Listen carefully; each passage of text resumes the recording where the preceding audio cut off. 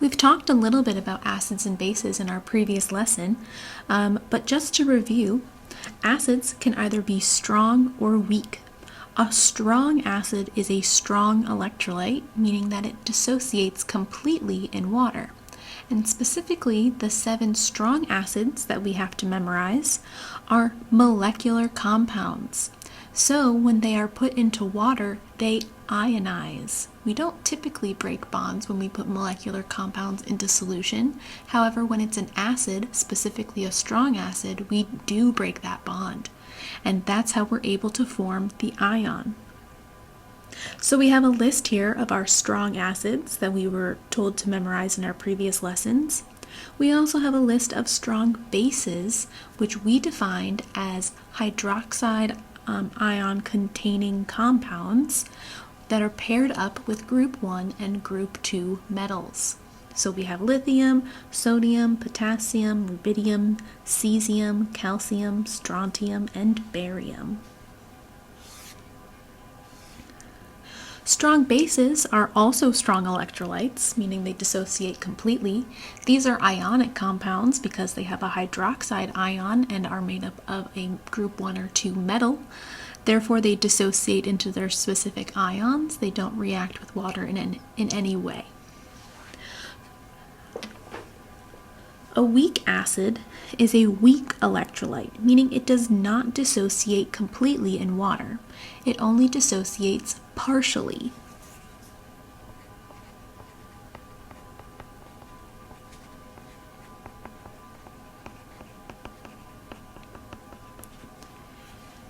If a compound is defined as an acid, and it's not one of the 7 strong acids that we've learned about in the past, then it is considered a weak acid. We only have 2 types of acids, strong and weak.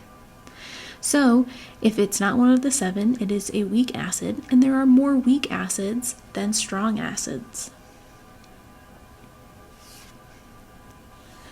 We can further define acids and bases. We have 2 different definitions for them.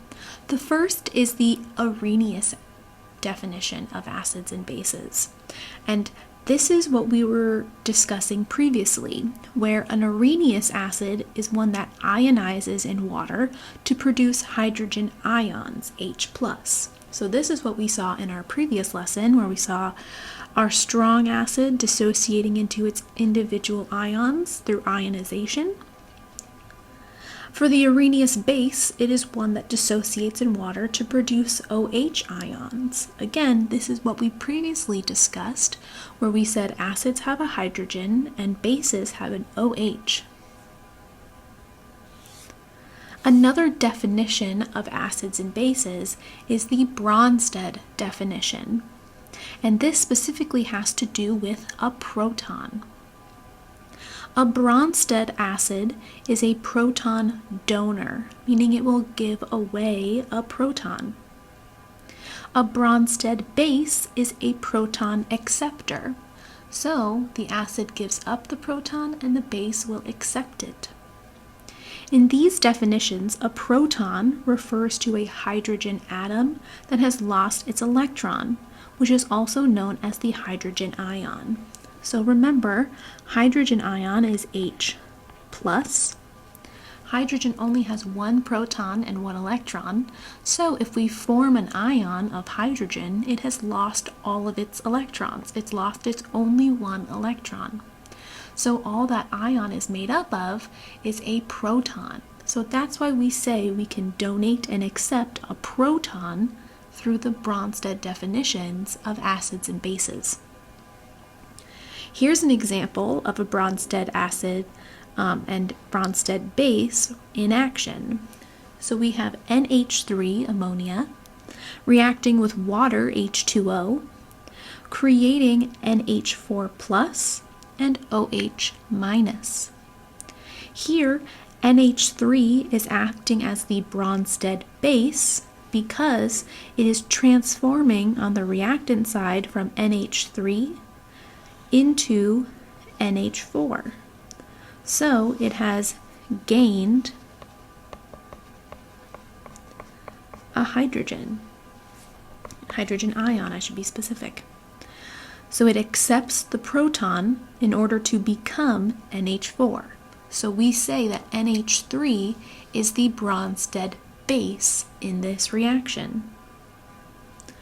Water is then the Brønsted acid because it had to give up one of its protons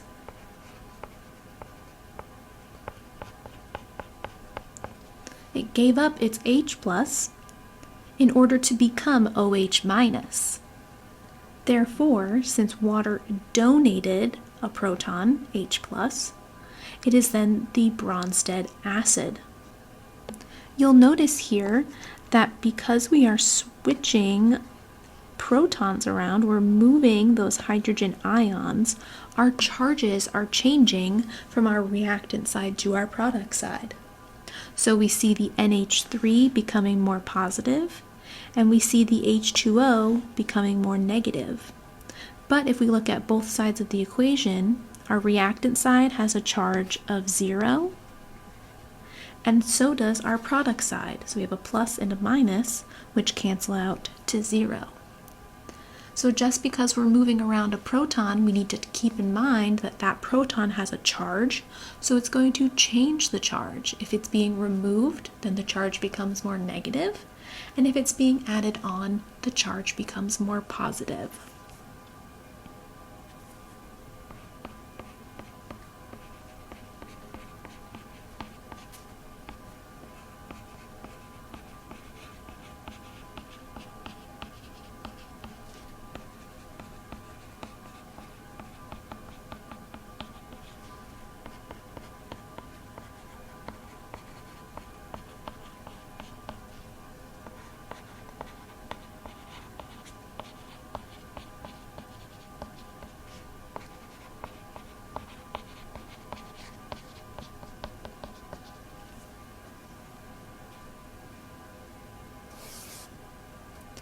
Brønsted acids donate protons to water to form the hydronium ion.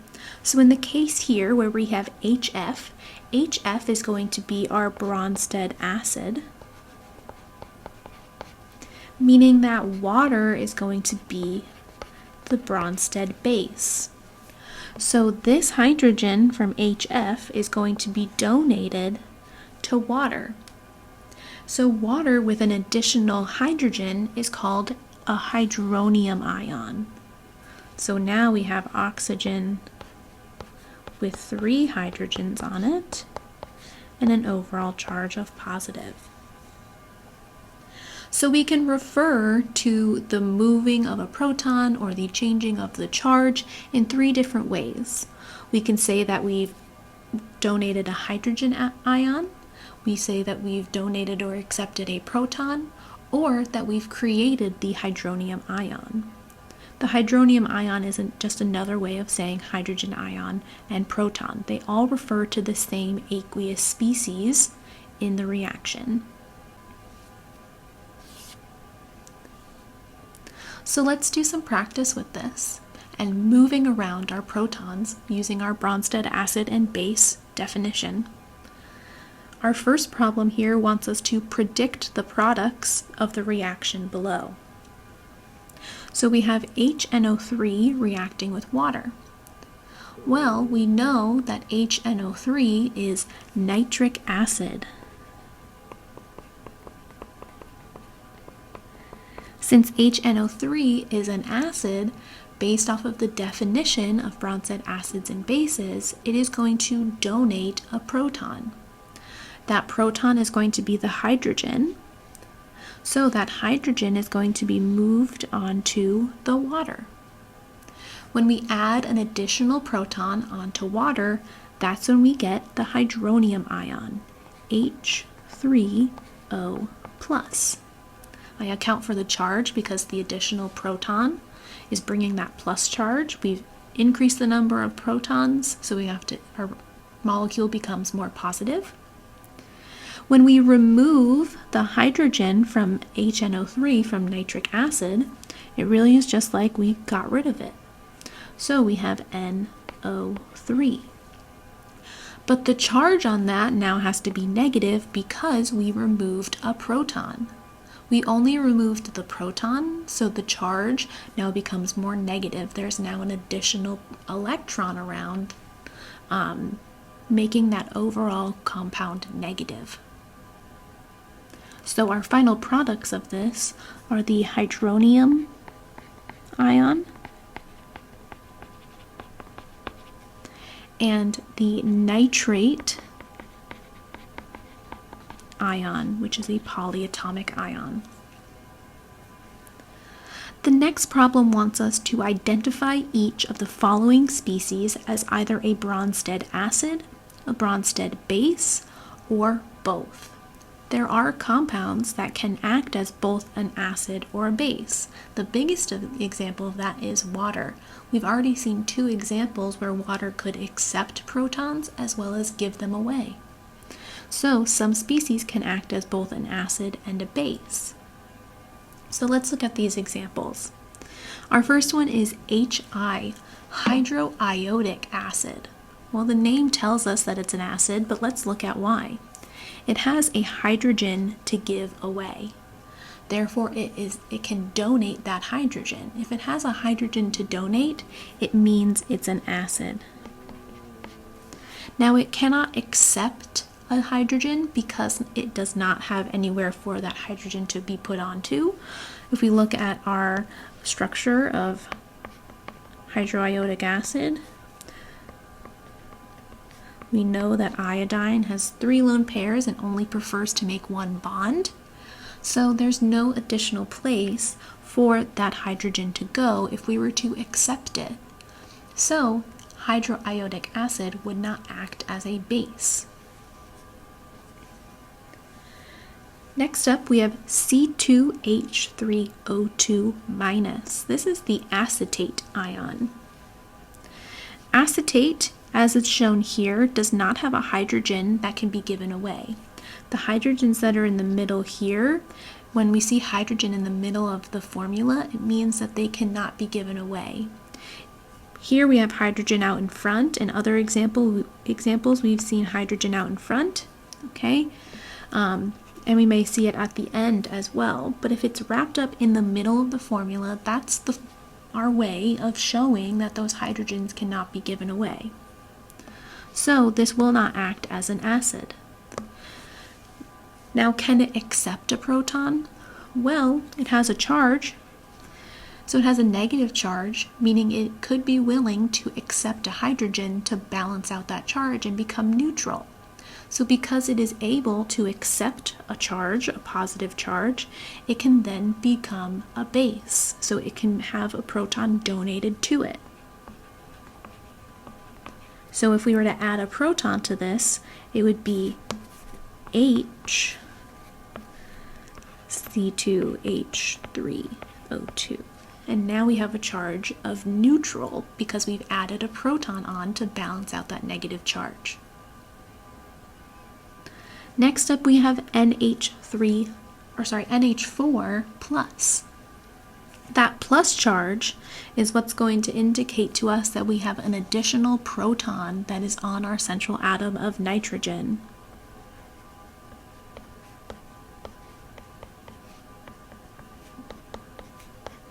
Okay, so we have a plus charge overall for this compound. We know that nitrogen prefers to have 3 bonds and 1 lone pair. Therefore, NH4 plus is more likely to give away one of these protons and keep the 2 electrons that are in that bond as its own lone pair. So we're going to see this hydrogen come off and be donated to other compounds. So if the proton is being donated, then NH4 plus is going to act as an acid. When it gives it away, it becomes NH3, which is neutral. Okay, our last example is HPO4 2-. Now we have a charge here of 2-, as well as a hydrogen out in front of that formula. If we see a hydrogen out in front, that hydrogen is able to be given away or donated to other compounds. So we could see this as acting as an acid. If we give away that hydrogen, our compound becomes PO4 3-. The charge on this compound also suggests that this could act as a base because we want to decrease our negative charge and try to get to a neutral charge. So HPO4 2- can also act as a base. So it can accept a hydrogen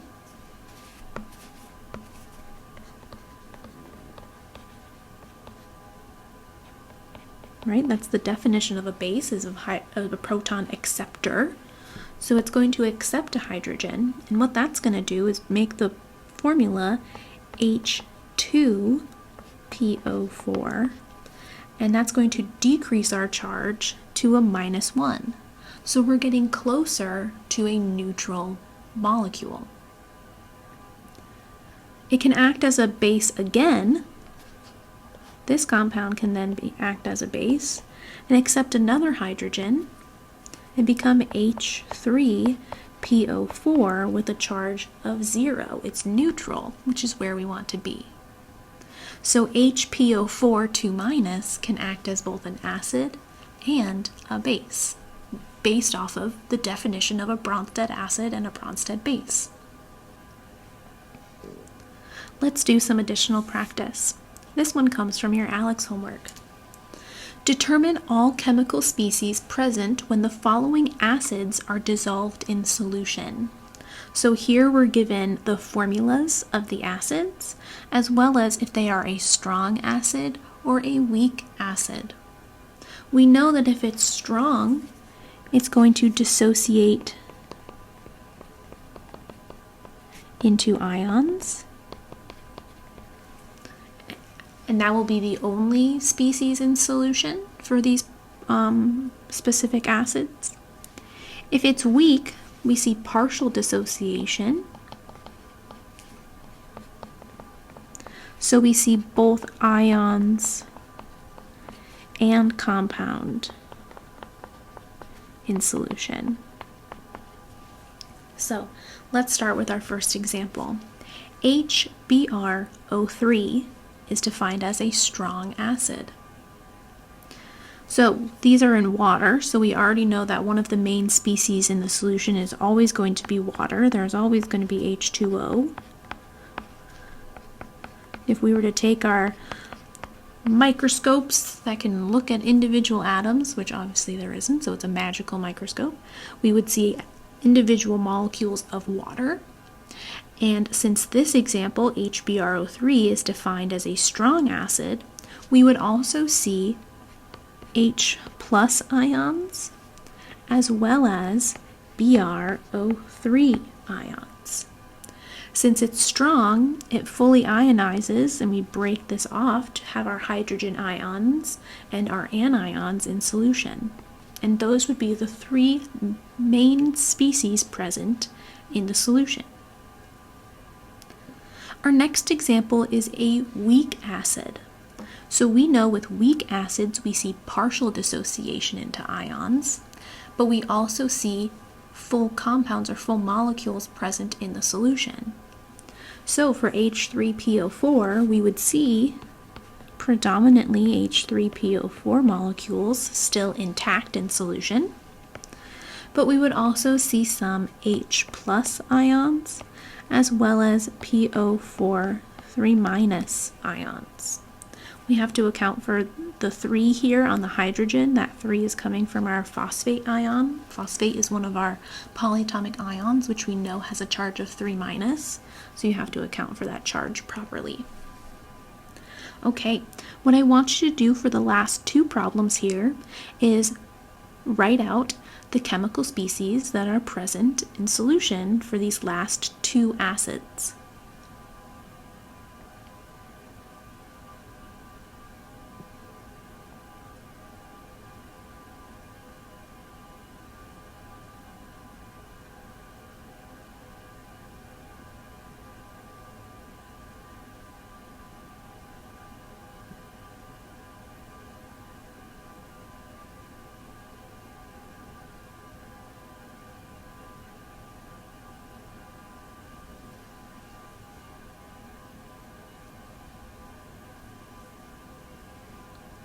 H2S is defined as a weak acid.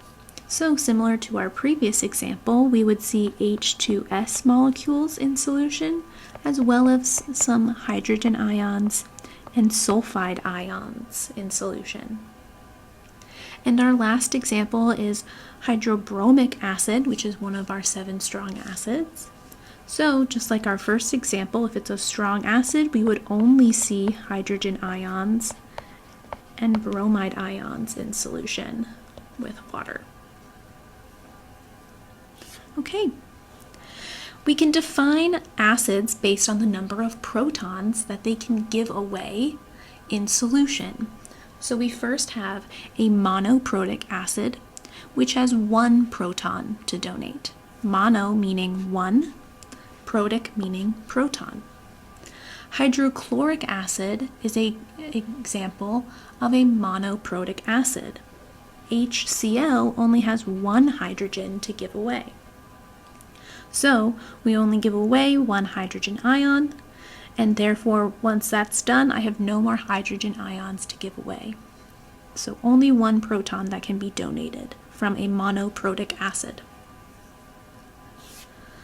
Another type of acid is a polyprotic acid, and these have more than 1 acidic hydrogen atom attached to them. So they can give away, or I should say donate, more than 1 hydrogen.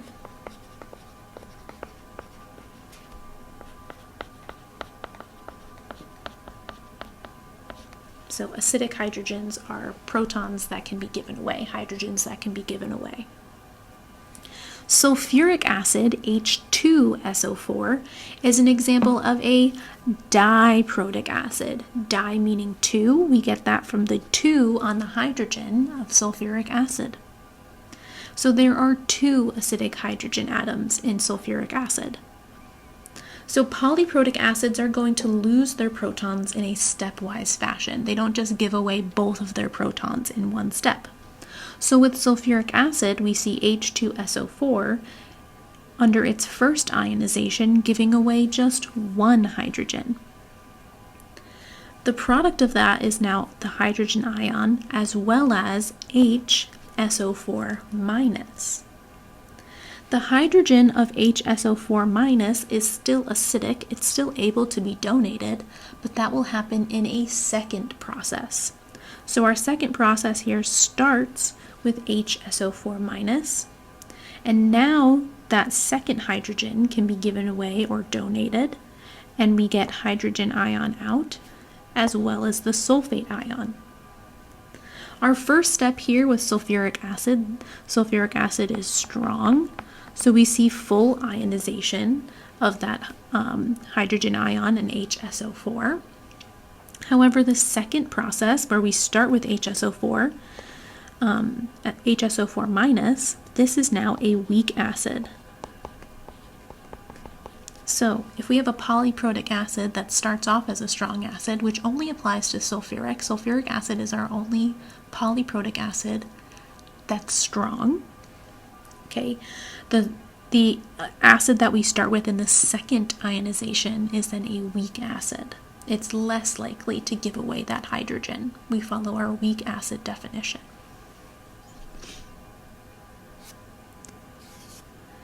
When acids and bases are mixed together, the reaction that occurs is called a neutralization reaction. A neutralization reaction is a reaction between an acid and a base. Generally, a neutralization reaction produces water and a salt as the products. So in our example here, we have hydrochloric acid reacting with sodium hydroxide. Hydrochloric acid is our acid, sodium hydroxide is our base, and what they do is their product is now water and a salt, sodium chloride. The net ionic equation of many acid and base reactions is H plus OH minus reacts to create H2O liquid. Neutralization reactions are a type of double replacement reaction. So if you recall from our previous lesson where we learned about precipitation reactions, which were our type of double displacement reactions, we saw that the cations replaced their anions, or they swapped their anions with the other reactant. And that's exactly what's going on here. So we see Cl and OH switching places. So Na now goes with Cl, and that's how we get NaCl. And the H plus and the OH minus come together to create water. So this is an example of where it might be easier to write water as HOH, so that you can see that it is made up of the hydrogen ion and the hydroxide ion coming together and forming water. You'll find this specifically useful when we start to balance these types of reactions. So because this is a double replacement reaction, and we have H plus ions floating around and Cl minus ions floating around, as well as NaOHs, Na pluses, and OH minuses floating around, we can write ionic and net ionic equations for these reactions, just like we did with precipitation reactions.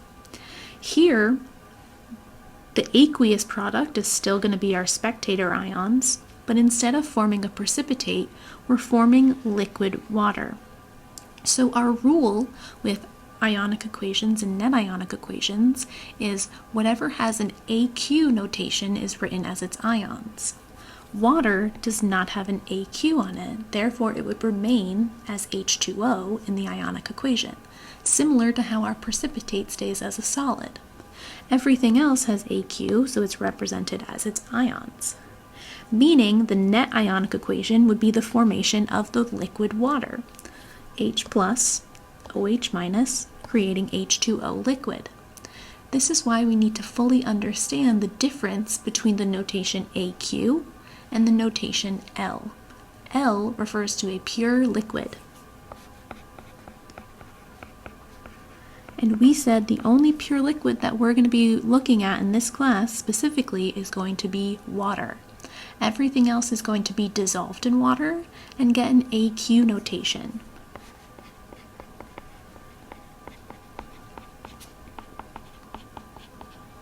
Okay. So because these are double replacement reactions, we are fully able to predict their products in the same way we did with precipitation reactions. So to practice that, let's write out the balanced chemical equation for the acid-base reaction between a solution of barium hydroxide being neutralized with a solution of nitric acid. Once we're done with that, we'll write the net ionic equation. So we're going to start this out just like any other problem where we're predicting the products. We have barium hydroxide and nitric acid, and these are both solutions. So we know barium hydroxide is BaOH2. Barium is a group 2 metal, so it's going to have a +2 charge, and this gets an AQ notation. We add to that nitric acid, which is one of our strong acids, HNO3, with AQ notation. So we can write these as their individual ions, Ba2 plus, OH minus, H plus, NO3 minus, and we can do our swap. So we have H plus going with OH minus, we have NO3 going with Ba2 plus. So this creates the product of HOH, again that's water, and then we get, which has an L, then we get BaNO3 2 to account for the charges. And this would be AQ because we know nitrates are fully soluble in water. In order to balance this, we would just need a 2 out in front of our HNO3 and a 2 in front of our water. Again, when it comes to balancing, you will find it significantly easier if you see the H and the OH as separate entities because we have an OH here. Sometimes having the H's in separate spots in the reactant side gets tricky with the balancing. So if you remember to keep your polyatomic ions together, which in this case would be the OH as well as the NO3, it makes balancing go a lot easier. Okay, so to write the net ionic equation, we are going to see what isn't in aqueous form, which is our water. So in order to form water, we have H2O. We had to bring together H plus ions, which were aqueous, and OH minus ions, which were aqueous. Oops, ran out of room there. Let's move this over.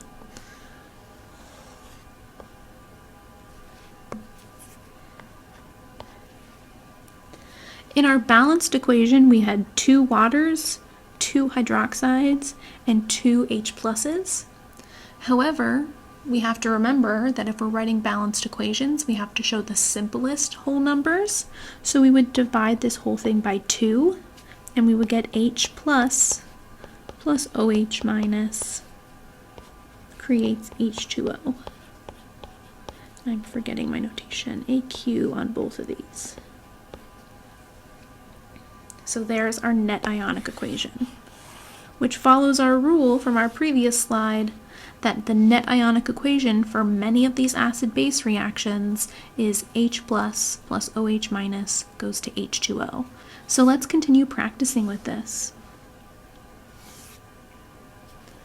For the following equations, balance them and write the ionic and net ionic equations for both of them. We know what the outcome of this reaction is going to be. We know at least one reactant is always going to be H2O because we have an acid and a base. So that leaves us our 2 other ions that are going to mix together to form our salt. So KC2H3O2, acetate ion has a -1 charge, potassium ion has a +1 charge, so they're just in equal but opposite charges, so 1-to-1 ratio, and that gets an AQ. And for our final reaction, we have Na2CO3. We have to remember that carbonate has a 2- charge on it, so when it mixes with sodium, which has a 1+ charge, it is going to, we need 2 sodiums to balance out that carbonate. But this is aqueous because group 1 compounds are soluble in water. Okay, so what I want you to do now is, now that we've solved these 2 equations, balance them, and then write out their ionic and net ionic equations.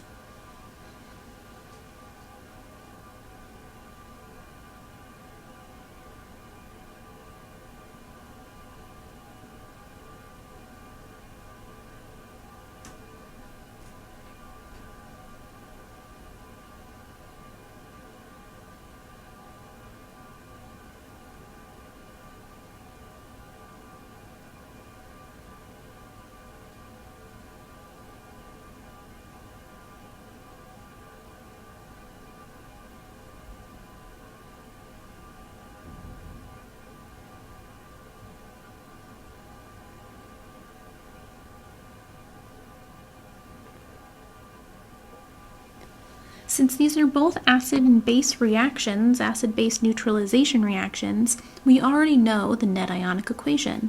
Since we get water out in both of these, we know it's going to be H plus OH minus becomes H2O. Same goes for down here.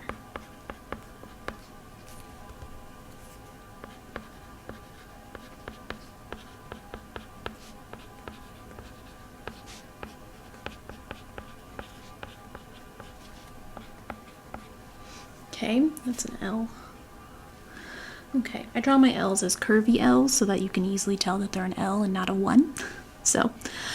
Okay, so we know our net ionic equation. That's a given for these types of reactions. So all we have to do is balance our chemical equations and then write out the net or the total ionic equation. So our first one is completely balanced, everything's in 1-to-1. Our second one, we needed 2 in front of the NaOH, 2 in front of our water. There we go. If you had trouble balancing these, please go back and review our video on balancing chemical equations. You're going to need to have that completely mastered if you want to fully understand this lesson and the following lessons. Okay, so our ionic equation for this first one is going to be H+. I should move this over so I have enough room. Plus my acetate ion.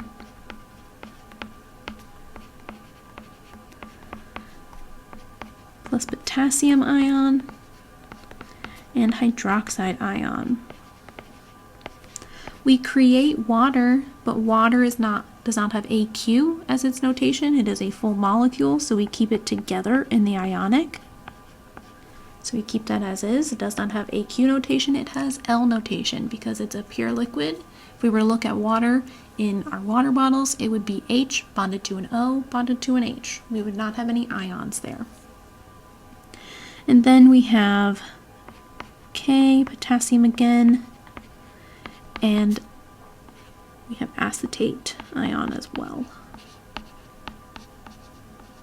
So we can see here that our spectator ions are the potassium and the acetate, which is our aqueous product, which correlates to our net ionic equation of H plus OH minus creates water. Okay, and our last one, all we have to make sure we keep track of is our balancing in our ionic equation. So we have 2 H pluses that are aqueous, and 1 carbonate ion with a 2 minus charge that's aqueous. Then we have 2 sodiums and 2 hydroxides. Oops, that should be an OH. OH minus, there we go. Again, water is our product that's going to stay together. So we're going to keep that as is and put our 2 out in front. And then we have 2 sodiums again and a carbonate. And we see our spectator ions are sodium and carbonate because they are the same on both sides of the equation and they are our aqueous product. And when we move from our ionic to our net ionic equation, we want to make sure we divide by 2 so that we have the simplest whole number ratio between all of our reactants and products in our balanced chemical equation.